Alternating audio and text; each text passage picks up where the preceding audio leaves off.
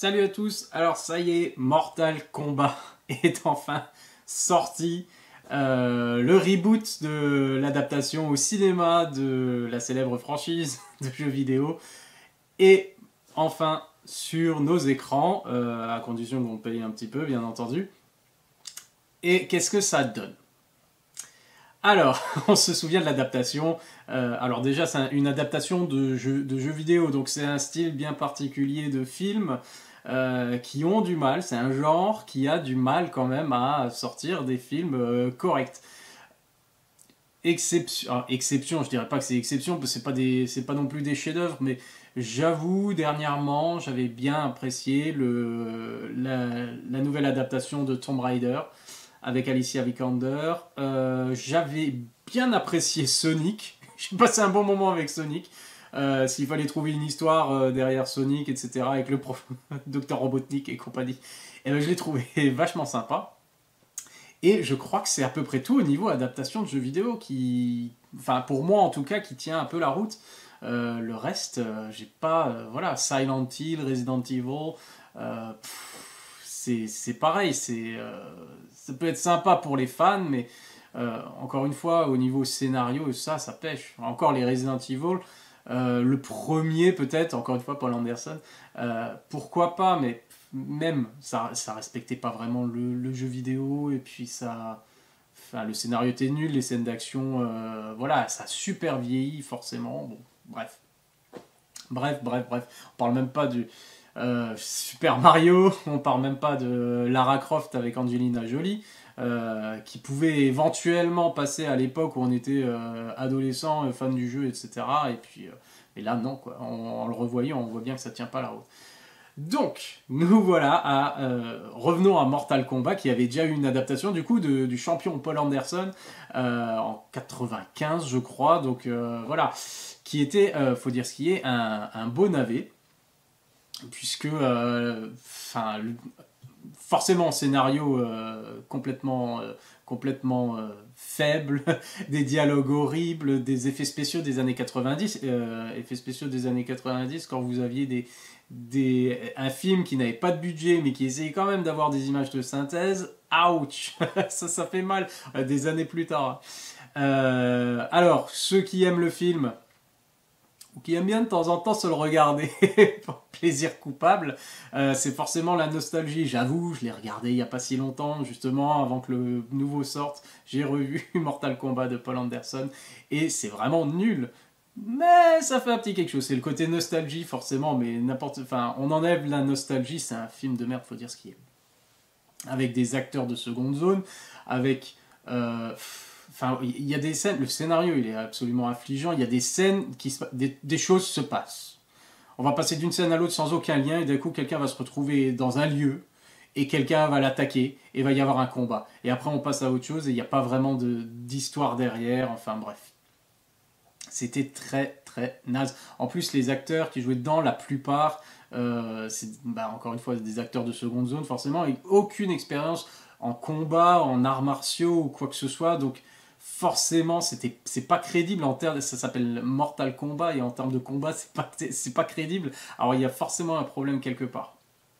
Voilà, donc, à part ça. Nouvelle version, est-ce que c'est un meilleur film? Oui, définitivement, c'est un meilleur film. Déjà, il y a rien que par l'époque, maintenant ce qu'on peut faire avec les effets spéciaux, ça permet d'être au moins plus beau visuellement. Il est respectueux au niveau des costumes. Là, il y a une photographie qui est tout à fait correcte.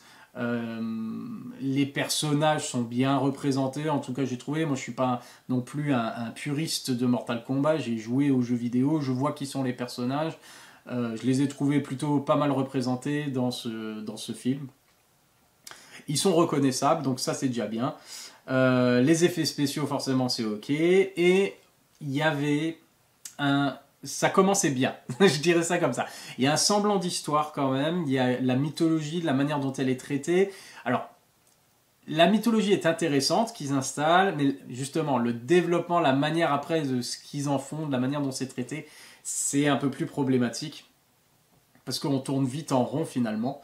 Il y a des bons éléments, faut lui laisser. Il y a des bons éléments. euh, et des acteurs, je dirais pas que c'est des meilleurs acteurs que dans l'ancien film, du film il y a 20 ans, mais euh,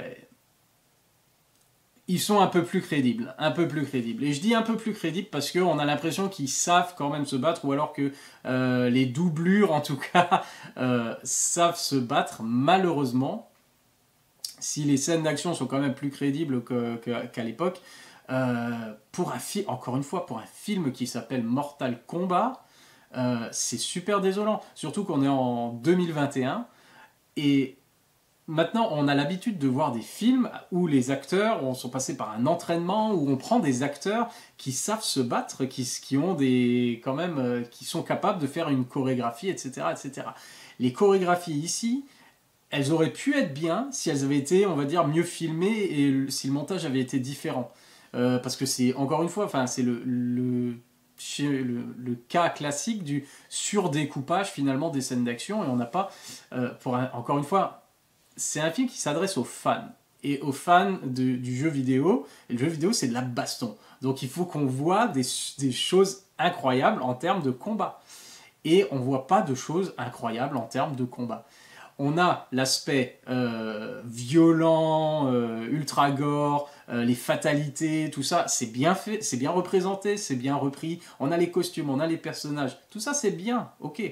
Mais en termes de combat et de chorégraphie et de montage et de scènes de combat, je veux dire, après, enfin, Matrix c'était 99 et ça, Matrix ils n'avaient pas un budget de malade, ils avaient un budget correct, ils ont pu faire des choses, ils ont innové et les acteurs se sont entraînés, les acteurs étaient, vous voyez Keanu Reeves, vous voyez Laurence Fishburne, même Carrie-Anne Moss, ils étaient crédibles dans leurs scènes d'action. Pourquoi on ne peut pas avoir la même chose 20 ans plus tard dans un film qui s'appelle Mortal Kombat, qui a aussi un budget quand même conséquent. Et voilà, enfin, en plus, quand on a vu des films justement comme The Raid, en plus il y a un acteur pareil de film, un acteur indonésien, c'est Joe Taslim, qui est là. Alors pourquoi est-ce que c'est pas plus impressionnant que ça? Ils sont capables de faire aujourd'hui, ils sont capables de faire des scènes des plans qui durent longtemps avec des combos et des enchaînements et des chorégraphies spectaculaires. Alors pourquoi ils n'en profitent pas? En plus, si c'est pour les fans de jeux vidéo, on retrouve le jeu vidéo. Pourquoi est-ce qu'ils ne sont pas capables de nous faire, alors que ça a été vu dans d'autres films, on a eu ça dans John Wick, on a vu ça dans Old Boy, on a vu des scènes qui se passent, qui sont filmées avec des scènes d'action, de combat qui sont pas forcément surdécoupées et qui sont filmées en travelling latéral, et ça a l'air d'être un jeu vidéo 2D, ça a l'air d'être du Mortal Kombat. Pourquoi il n'y a pas ça dans le film? Pourquoi il n'y a pas une scène simplement qui nous rappelle que voilà, c'était un jeu vidéo, etc., etc. Enfin bref. Voilà pour les scènes d'action, donc c'est correct, ça passe, mais ça aurait pu être beaucoup mieux. Au niveau de l'histoire, du coup, j'avais dit au niveau du scénario, ça commençait pas mal parce que on va dans le passé, et puis comment dire, il y a une guerre de clans, il y a des choses horribles qui se passent, et une prophétie, quelqu'un qui va revenir pour se venger, etc., etc. Alors, ça peut être pas mal fait. Au début, on est dedans, on se dit, bon, bah voilà, c'est bien, il y a un enjeu dramatique, de la violence, etc. On attend que les mauvaises personnes se fassent punir, etc., etc. Bon. Et après, finalement, bon, bah, on revient dans le schéma classique, voilà, ce que j'ai bien apprécié, c'est la manière dont voilà, on a quelqu'un qui est pas au courant du tout de tout ce qui se passe dans Mortal Kombat, c'est un nouveau personnage qui découvre alors à travers les explications du coup d'autres personnages, et du coup on découvre avec lui finalement l'existence de Mortal Kombat, d'Outre-Monde et de la mythologie un peu autour, bon à travers des dialogues qui sont franchement pas terribles. Heureusement qu'il y a comment il s'appelle, je sais pas comment s'appelle l'acteur qui joue Kano, mais au moins il donne un peu de punch, même si c'est un peu lourd et si c'est pas forcément tout le temps drôle. Au moins il donne un peu de rythme, un peu de punch justement à ces scènes-là, et ça nous permet d'avancer un petit peu là et qu'ils se prennent pas trop au sérieux non plus. Euh, donc voilà, il y a des choses intéressantes dedans, mais dans l'ensemble, ça passe quand même pas. Il y a des choix au niveau du scénario. Je vais en parler juste à la fin, je ferai une petite partie spoiler pour parler de certaines choses. Mais voilà, les dialogues sont pourris, il faut dire ce qui est, c'est juste prétexte à faire avancer l'histoire, à aller d'un endroit à un autre, ou voilà, à nous raconter en fait qu'est-ce qui se passe exactement. Donc ça vaut pas le coup. Il y a les personnages qui vont, enfin le classique quoi, les personnages qui disent leur nom juste pour dire le nom comme dans le jeu vidéo, qui vont faire leur réplique du jeu vidéo, mais qui va être du fan service, mais mal fait quoi. C'est-à-dire mal placé à des moments où il faut pas, c'est pas la bonne personne qui devrait dire ça, ou enfin voilà quoi. Ils essaient de placer des répliques du jeu vidéo et c'est super maladroit et ça passe pas quoi. Donc ça c'est dommage, mais en même temps on s'attend à quoi on a vu la bande-annonce, on savait exactement qu'on allait avoir ça. Alors pourquoi pas finalement? Pourquoi pas garder ce côté un peu kitsch et un peu série B qui tend vers la série Z? Euh, Finalement, voilà, il faut dire ce qui est, c'était divertissant et c'est passé, hein, donc il n'y a pas de problème. Après, encore une fois, on aurait bien aimé avoir des combats mieux chorégraphiés, tout simplement, ou mieux montés. Ça aurait été pas mal. C'est le premier film du réalisateur. Le réalisateur, il a fait que ce film-là, c'est son premier film pour le cinéma. Je sais pas ce qu'il a fait avant. Euh, Peut-être qu'ils auraient dû avoir justement quelqu'un d'autre, quelqu'un spécialisé pour les scènes de combat. Peut-être ils avaient quelqu'un comme ça, mais en tout cas, ça s'est pas ressenti. Dans l'ensemble, donc, ça aurait pu être mieux. Mais faut dire ce qui est, tout ce qui est pouvoir et fatalité, et tout ce qui est en lien avec le jeu vidéo au niveau des combats, des choses comme ça c'est bien retranscrit. C'est pas super au niveau combat, encore une fois, chorégraphie, mais les fatalités sont bien violentes, c'est marrant, tellement c'est gore, etc., etc. Maintenant, attention, spoiler. Donc pour ceux qui ont vu le film, j'ai toujours un problème avec la réalité, on va dire, les règles. Quelles sont les règles de la réalité diégétique du film en lui-même, quoi? Quelles sont les règles du film? Parce que il faut établir des choses et des limites pour qu'on puisse être pris. Et le problème, c'est qu'on n'est pas pris dedans parce qu'on a l'impression que on comprend pas en fait les pouvoirs d'où ils viennent, machin ressuscite, d'où, pourquoi, comment, d'où il vient. Ça c'est mal foutu et on sait est-ce que quelqu'un est mort définitivement ou il est pas mort parce que honnêtement à la fin on a l'impression que tous ceux qui ont été battus, tous les personnages et des grands personnages, enfin genre il y a Goro et tout qui s'est fait tuer etc par le petit nouveau. Et qu'est-ce qui se passe? Ils se font tous récupérer et ils pourront revenir à la vie, je sais pas, rematérialisé pour la suite ou quelque chose comme ça me paraît super bizarre. On dirait qu'il n'y a pas de conséquences en fait à ce qui s'est passé dans ce premier film. Et d'ailleurs, en parlant de pas de conséquences, le film s'appelle Mortal Kombat et on n'est même pas encore à Mortal Kombat. Ils auraient pas dû l'appeler comme ça ou ils auraient pas dû l'appeler Mortal Kombat Prologue ou quelque chose comme ça parce que, ok, on apprend à découvrir des personnages et les futurs participants du Mortal Kombat, mais il n'y a même pas le tournoi. Il n'y a même pas le tournoi ou même pas le début du tournoi ou quoi que ce soit, on s'arrête pas sur un cliffhanger, etc., etc. Non. Et ça pose un gros problème au niveau, encore une fois, des règles. C'est le maître mot du film, c'est les règles qui sont le grand n'importe quoi. Les règles de est-ce que les morts sont définitives, est-ce que hein, la réalité des pouvoirs de certains, quelles sont les règles? Raiden, il peut faire apparaître, disparaître n'importe qui, et l'envoyer, le téléporter n'importe où. Pourquoi il fait pas ça dans tout le film? Tout simplement pour sauver les gens, pour sauver son équipe et pour pas qu'ils se fassent tous cueillir les uns après les autres. Et à ce moment-là, on dit oui, mais il n'a pas le droit d'intervenir, Raiden, en dehors du tournoi ou je sais pas quoi, parce que c'est un demi-dieu ou c'est un dieu ou j'en sais rien. Et sauf que de l'autre côté, de l'autre côté, les mecs ils font ce qu'ils veulent. Le gars il dit bien, le chef des méchants, c'est Shang Tsung ou je sais pas quoi, il arrive et il te sort oh, tu crois qu'on a gagné 9 Mortal Kombat en jouant suivant les règles. Alors pourquoi est-ce que les gentils continuent à suivre les règles alors qu'ils se font tous assassiner? Genre, le Mortal Kombat a pas commencé, on n'a pas le droit genre d'attaquer les futurs concurrents ou quelque chose comme ça. Et l'autre il débarque sur Terre pour il a plus qu'une victoire. Il faut plus qu'une victoire pour que, ça y est, Outre-Monde arrive sur Terre ou je sais pas quoi, et puis que la Terre soit asservie. Enfin, encore une fois, l'histoire vaseuse, mais pourquoi il s'en fait tellement si à chaque fois ils ont gagné 9 tournois, c'est bon, le 10e il finira par arriver et puis ils auront le truc quoi. Et pourquoi c'est 10, pourquoi ils ont 10 victoires et d'un coup ils ont le droit d'arriver sur Terre, de débarquer, etc. C'est pas clair, je sais plus si c'est dit ou pas dans le film, mais en tout cas c'est... Encore une fois on retrouve, c'était la même chose dans le film il y a 20 ans, hein. C'était des choses qui n'ont pas de sens, qui sont pas bien expliquées ou qui sont pas crédible. Je veux dire, même dans la logique de cet univers-là où il existe des personnes avec des pouvoirs, des super combattants, un autre monde, etc. Même dans la logique de cet univers, il y a des choses qui sont illogiques. Et c'est ça qui me pose problème dans ce genre de film-là. Voilà. Pourquoi les gens, d'un coup, ils peuvent faire quelque chose. À un moment, Raiden, ça y est, il décide de téléporter tout le monde sur une map différente, comme dans le jeu vidéo. Toi, tu seras là où il y a de la lave. Toi, tu seras là où il y a, je sais plus quoi, on s'en fout, du sable, peu importe. Mais comme ça, chacun affronte un méchant, etc. Et pourquoi là, tu interviens alors qu'avant, tu n'intervenais pas? Ça y est, t'as décidé de plus suivre les règles non plus, etc., etc.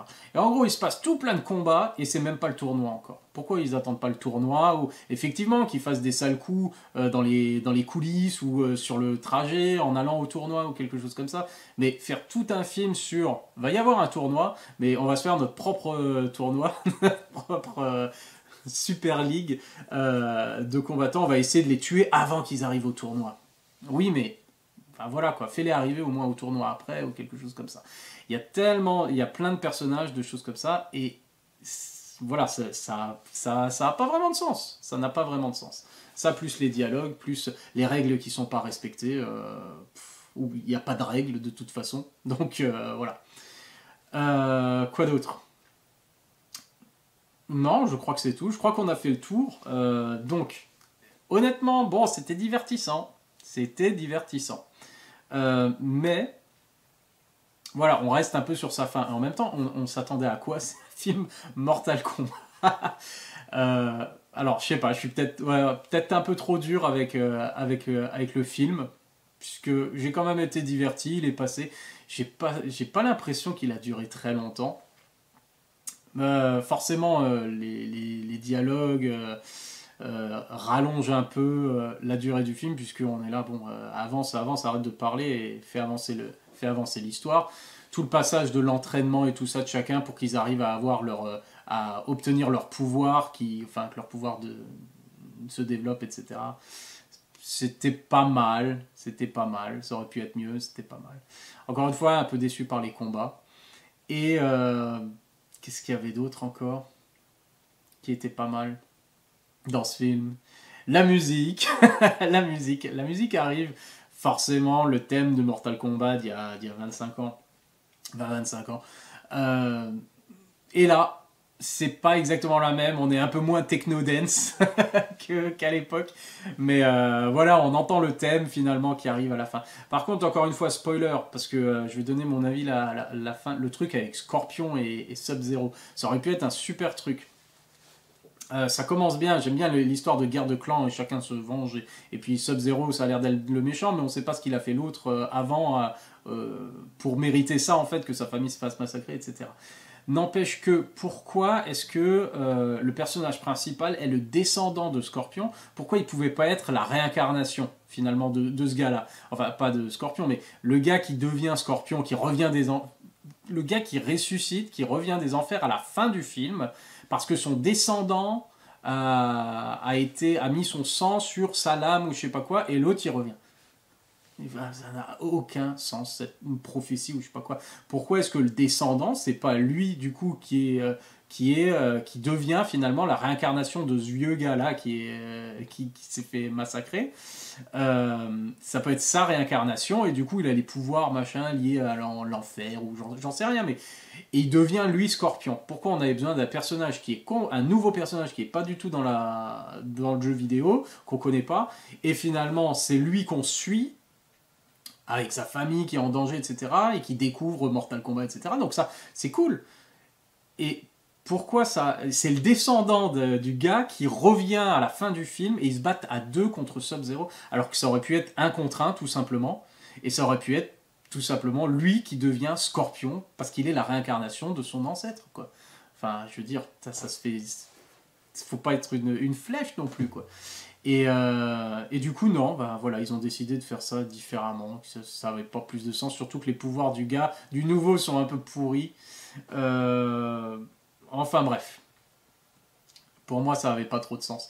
Par contre, Sub-Zero, super classe, forcément. Ils ont prévu de faire des suites, forcément, puisqu'ils n'arrivent même pas encore au tournoi. Donc forcément, on sait qu'ils avaient prévu de faire des suites. Et ça va arriver. Les acteurs, je crois qu'ils ont signé pour 3, 5 films, j'en sais rien. On verra si ça se passe, quoi. Mais qu'est-ce qu'ils vont faire, du coup, dans la suite? Parce que Sub-Zero, par exemple, alors, meurt. Est-ce qu'il est vrai? Je crois. Est-ce qu'il est mort? Non, l'autre va le faire revenir. Il va faire revenir tout le monde. Et ça n'aura aucun sens. Il n'y a aucun poids, finalement, à la mort des gens. Parce qu'ils finissent par revenir. Sauf les gentils. Quand les gentils meurent, ils ne reviennent pas. On va comprendre. Je sais pas. Ouais, alors il passe, j'aime bien, et encore une fois au niveau des costumes, Sub-Zero, bien, il passe par enfin moi toutes les itérations de Sub-Zero que j'ai vues, c'est-à-dire vous avez le mode en mode samouraï avec l'armure, truc comme ça, après vous avez le mode un peu plus slim, juste avec le kimono bleu, etc. Et vous avez sans masque, etc. Donc moi j'ai vu, enfin c'est les itérations que j'ai déjà vues dans les différents jeux vidéo. Après la question que je me pose c'est pourquoi ils étaient obligés de faire les trois, enfin changement de skin, toutes ces interprétations dans le même film, quoi. Ils auraient pu en garder pour la suite ou quelque chose comme ça, donc je sais pas. En tout cas, tout ça pour dire, conclusion, c'est pas un bon film. C'est pas un bon film. Il est mieux que l'autre, il est divertissant, ça passe comme un film de série B. Honnêtement, voilà. C'est ça ce qu'on on s'attendait à ça. On va pas attendre un chef-d'œuvre d'un film qui est adapté du jeu vidéo Mortal Kombat. Donc franchement, on a ce qu'on a demandé finalement.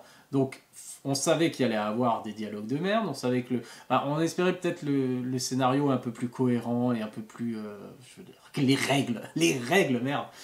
Mais bon, ça va avec apparemment. Ça va avec. Pour faire ce qu'ils veulent, ils avaient besoin de faire n'importe quoi, de ne pas être très cohérent. Bref. À part ça, voilà. Violent, bien, on va dire, au niveau des personnages, des costumes, etc. Bien, visuellement intéressant. Scénario pourri, dialogue pourri, bons effets spéciaux, belle représentation des pouvoirs, des super pouvoirs, hein, avec les effets spéciaux, super classe. Et un bon petit moment, mais uniquement pour les fans. Après, pour les fans qui aiment pas le film, je sais pas ce qu'ils attendraient de plus. C'est Mortal Kombat. Voilà. Du coup, bon bah la suite, forcément, je jetterai un coup d'œil, mais j'en attends pas non plus. J'attends pas qu'il y ait un changement phénoménal au niveau de la qualité. Mais s'ils arrivent à les garder, genre des films d'1h30, 1h40, avec des meilleures scènes d'action, des plus belles chorégraphies, peut-être que justement ils vont prendre ça en compte pour la suite, et qu'ils arrivent à garder la qualité au niveau des effets spéciaux, de la photographie. Alors je dis pourquoi pas. Vivement la suite alors. Allez, à la prochaine.